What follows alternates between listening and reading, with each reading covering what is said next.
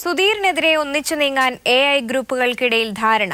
Group നേതാക്കൾ ഇത് സംബന്ധിച്ച് ആശയവിനിമയം നടത്തി. കൺസ്യൂമർ ഫെഡ് ചെയർമാൻ ജോയ് തോമസിനെ മാറ്റേണ്ടെന്നും ധാരണയായി. സുധീറിനെതിരായ അതൃപ്തി ഹൈക്കമാൻഡിനെ ഒരുമിച്ച് അറിയിക്കും. കൂടുതൽ വിവരങ്ങളുമായി MR സജേഷ് ചേരുന്നു. സജേഷ്, വിവരങ്ങൾ.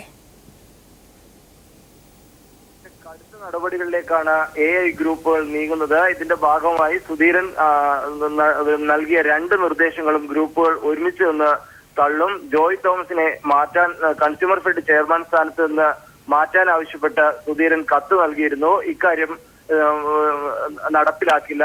ജോയ് തോമസിനെ മാറ്റേണ്ടെന്ന കാര്യത്തിൽ AI ഗ്രൂപ്പുകൾക്കിടയിൽ ധാരണയായിട്ടുണ്ട്. അതോടൊപ്പം തന്നെ പുനഃസംഘടനയുമായി മുന്നോട്ട് പോകണം. തെരഞ്ഞെടുപ്പായാലും DCC ഭാരവാഹികളുടെ പുനഃസംഘടന നിർത്തി വെക്കേണ്ടതില്ല എന്ന അഭിപ്രായമായിരുന്നു സുധീരന്. ഇത് സംബന്ധിച്ച കർശന നിർദ്ദേശവും സുധീരൻ നൽകിയിരുന്നു. എന്നാൽ ഈ കാര്യവും ഗ്രൂപ്പുകൾ തള്ളും. പുനഃസംഘടന തൽക്കാലം നിർത്തിവെക്കാൻ ആവശ്യപ്പെട്ട് അതത് DCC അധ്യക്ഷന്മാർക്ക് ഗ്രൂപ്പ് നേതൃത്വം നിർദ്ദേശം നൽകും. ഇന്ന് തിരുവനന്തപുരത്ത് AI ഗ്രൂപ്പുകളുടെ നേതാക്കൾ തമ്മിൽ ആശയവിനിമയം നടന്നിട്ടുണ്ട്. ഇതിലാണ് ഇക്കാര്യങ്ങളിൽ ഒരു തീരുമാനമായത്. സുധീറിന്റെ ശ്രമം ഗ്രൂപ്പുകൾക്കിടയിൽ സംഘർഷം വളർത്താനാണ്.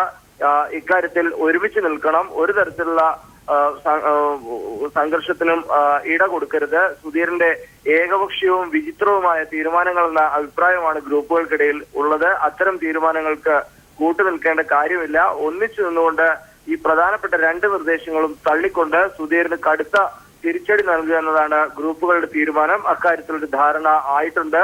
മുഖ്യമന്ത്രിയും ആഭ്യന്തരമന്ത്രി രമേശ് ചെന്നിത്തലയും ഉൾപ്പെടെയുള്ളവർ ഇന്ന് ഉച്ചയ്ക്ക് 2 മണിവരെ തിരുവനന്തപുരത്തുണ്ടായിരുന്നു. ഇവർക്കിടയിലാണ് ധാരണ ഉണ്ടായിട്ടുള്ളത്. പ്രധാനപ്പെട്ട ഗ്രൂപ്പ് നേതാക്കളെല്ലാം ഈ ആശയവിനിമയത്തിൽ പങ്കാളികളായിട്ടുണ്ട്. ടോമി. MR സജേഷാണ് തിരുവനന്തപുരത്ത് നിന്നും വിവരങ്ങൾ നൽകിയത്. തോട്ടം തൊഴിലാളികൾക്ക് 500 രൂപ ദിവസക്കൂലി നൽകിയാൽ തോട്ടം മേഖല നിശ്ചലമാകുമെന്ന് പറഞ്ഞ തൊഴിൽ മന്ത്രി ഷിബു ബേബി ജോൺ ഒടുവിൽ മലക്കം മറിഞ്ഞു. കയ്യടിക്ക് വേണ്ടി ദിവസക്കൂലി 500 രൂപയായി വർദ്ധിപ്പിച്ചാൽ തോട്ടം മേഖല നിശ്ചലമാകുമെന്നായിരുന്നു മന്ത്രി പറഞ്ഞത്. അതേസമയം ഷിബു ബേബി ജോണിനെതിരെ രൂക്ഷ വിമർശനവുമായി പ്രതിപക്ഷ നേതാവ് VS അച്യുതാനന്ദൻ. കണ്ണൻ ദേവൻ കമ്പനിക്ക് വേണ്ടി വാദിക്കുന്ന മന്ത്രി ആ കസേരയിലിരിക്കാൻ യോഗ്യനല്ലെന്നും ബിസിനസ്സുകാരുടെ സ്വരമാണ് ഷിബുവിന്റേതെന്നും VS വ്യക്തമാക്കി. ദിവസക്കൂലി 500 രൂപയെന്ന തൊഴിലാളികളുടെ ആവശ്യം അപ്രായോഗികമെന്നായിരുന്നു മന്ത്രി ഷിബു ബേബി ജോൺ ആദ്യം പറഞ്ഞത്. കഴിഞ്ഞ തവണ മിനിമം വേജ് നിശ്ചയിച്ചപ്പോൾ 2012 നിശ്ചയിച്ചപ്പോൾ അന്ന് 105 രൂപ തേയിലേക്ക് ഉണ്ടായിരുന്നു. ഇന്നിപ്പോൾ ഏകദേശം 80-81 രൂപയായി കുറയുകയാണ് ചെയ്തത്. അന്നേരം എത്രത്തോളം വർധനവ് സാധ്യമാകും? ഇത് കയ്യടിക്ക് വേണ്ടി 500 എന്ന ആളെ പ്രഖ്യാപിച്ചാൽ ഈ മേഖല മൊത്തം നിശ്ചലമായി കഴിഞ്ഞാൽ പിന്നെ അന്നേരമാണ് ഈ തൊഴിലാളിക്കാണ് നഷ്ടം. മുതലാളിമാരും ബാക്കിയുള്ളവർ അവരെങ്ങനെയൊക്കെ ജീവിച്ചോളും. തോട്ടം തൊഴിലാളികൾക്ക് 500 രൂപയാക്കിയാൽ തോട്ടമേഖല നിശ്ചലമാകുമെന്ന തന്റെ പ്രസ്താവനയിൽ അപകടം മണത്ത മന്ത്രി മണിക്കൂറുകൾക്കകം നിലപാട് തിരുത്തി. തോട്ടം മേഖല മൊത്തം പ്രതിസന്ധിയിലാണെന്ന് പറഞ്ഞ് കൂലിവർദ്ധനയ്ക്കെതിരെ നിലപാടെടുത്ത മന്ത്രി പെട്ടെന്ന് മലക്കം മറിയുകയായിരുന്നു. തൊഴിലാളികൾക്ക് പരമാവധി വേതനം നൽകണമെന്ന് തന്നെയാണ് ആഗ്രഹമെന്നും 500 രൂപ നൽകാനാകില്ലെന്ന് താൻ പറഞ്ഞിട്ടില്ലെന്നും ഷിബു ബേബി ജോൺ പറഞ്ഞു. തൊഴിലാളികൾ എതിർപ്പ് പ്രകടിപ്പിച്ചപ്പോൾ തൊഴിൽ മന്ത്രി സ്ഥാനത്ത് തുടരുന്നതിനെക്കുറിച്ച് ആലോചിക്കുമെന്ന് പറഞ്ഞ മന്ത്രി വിവാദ പ്രസ്താവനയിൽ തൊഴിലാളികളുടെ എതിർപ്പും സൗകര്യപൂർവ്വം മറന്നു. ഞാൻ ഒരു ഘട്ടത്തിലും ഇന്നത് കൊടുക്കാമെന്നോ ഇന്നത് കൊടുക്കത്തില്ല എന്ന് ഞാൻ പറഞ്ഞിട്ടില്ല. ഞാൻ ഇന്ന് രാവിലെ 500 രൂപ കൊടുക്കത്തില്ല എന്നല്ല ഞാൻ പറഞ്ഞത്. ഞാൻ പറഞ്ഞ എത്രയാണ് സാധ്യമാകുന്നത് ഇന്നത്തെ സാഹചര്യത്തിൽ അത് മനസ്സിലാക്കി എല്ലാവരും കൂടെ ചർച്ച ചെയ്തുള്ള പരിഹാരമാണ് ഉണ്ടാകുന്നത്. ഞാൻ ഒരു ഘട്ടത്തിലും ഇന്നത് കൊടുക്കത്തില്ല എന്ന് ഞാൻ പറഞ്ഞിട്ടില്ല. കൂലി പുതുക്കുന്നത് സംബന്ധിച്ച് ചർച്ച ചെയ്യാൻ ഈ മാസം 26-ന് ചേരുന്ന യോഗത്തിലേക്ക് പ്രതിപക്ഷ നേതാവിനെ ക്ഷണിച്ച് VS അച്യുതാനന്ദനെതിരായ ആദ്യ പ്രസ്താവനയിൽ നിന്നും ഷിബു ബേബി ജോൺ തടി തപ്പാൻ ശ്രമിച്ചു. എന്നാൽ കണ്ണൻ ദേവൻ കമ്പനിക്ക് വേണ്ടി വാദിക്കുന്ന മന്ത്രി ഷിബു ബേബി ജോൺ മന്ത്രി കസേരയിലിരിക്കാൻ യോഗ്യനല്ലെന്ന് VS അച്യുതാനന്ദൻ പറഞ്ഞു. ബിസിനസ്സുകാരുടെ സ്വരമാണ് ഷിബുവിനെന്നും ദിവസക്കൂലി 500 രൂപയാക്കിയാൽ തോട്ടമേഖല നിശ്ചലമാകില്ലെന്നും VS വ്യക്തമാക്കി. വിവിധ ബ്യൂറോകൾക്കൊപ്പം ന്യൂസ് ഡെസ്ക്. ദിവസക്കൂലി 500 രൂപ ആക്കാനാകില്ലെന്ന മന്ത്രി ഷിബു ബേബി ജോണിന്റെ നിലപാടിനെതിരെ തോട്ടം തൊഴിലാളികൾ. 26-ന് ചേരുന്ന യോഗത്തിൽ അനുകൂല നിലപാടുണ്ടായില്ലെങ്കിൽ മൂന്നാർ വീണ്ടും സമരഭൂമിയാകുമെന്നാണ് തൊഴിലാളികളുടെ മുന്നറിയിപ്പ്. ഇതിനിടെ ഹാരിസൺ കമ്പനിയിലെ തൊഴിലാളികൾ നടത്തുന്ന സമരം പുരോഗമിക്കുന്നു. CITU അടക്കമുള്ള തൊഴിലാളി സംഘടനകളുടെ പിന്തുണയോടെയാണ് സമരം.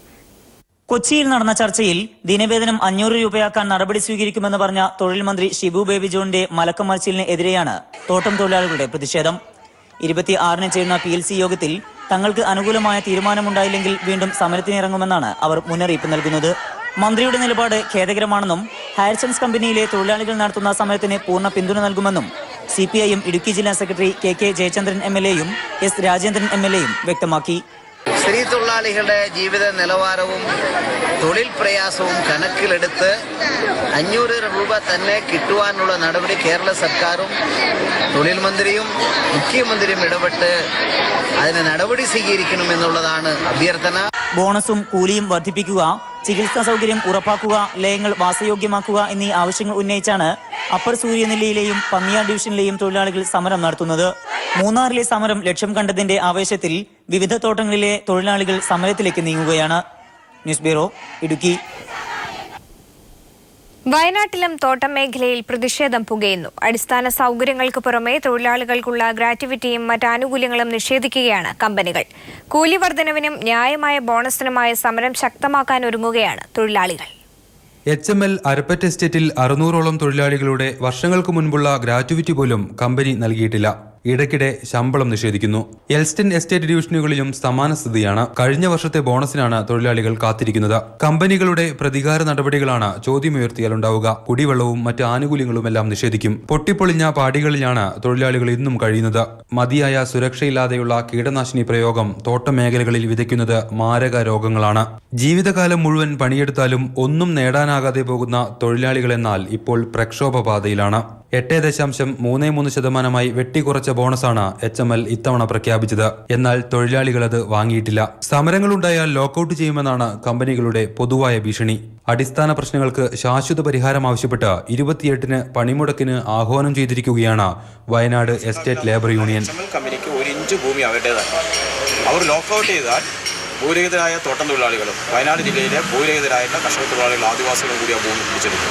ആ രീതിയിലുള്ള പെടുപ്പിക്കൊന്നും മാനേജ്മെന്റ് ഭാഗത്ത് വേണ്ട. തൊഴിലാളികളുടെ ആനുകൂല്യങ്ങൾ കൃത്യമായിട്ട് കൊടുക്കണം. കമ്പനികളുടെ കടുത്ത ചൂഷണത്തിനാണ് തൊഴിലാളികൾ വിധേയരാവുന്നത്. എന്നാൽ തങ്ങളുടെ അവകാശങ്ങൾക്കു വേണ്ടി ശബ്ദമുയർത്താൻ കരുത്താർജിക്കുകയാണ് ഇന്നവർ. വരും ദിവസങ്ങളിൽ വയനാട്ടിലും അത് പ്രതിധ്വനിക്കും.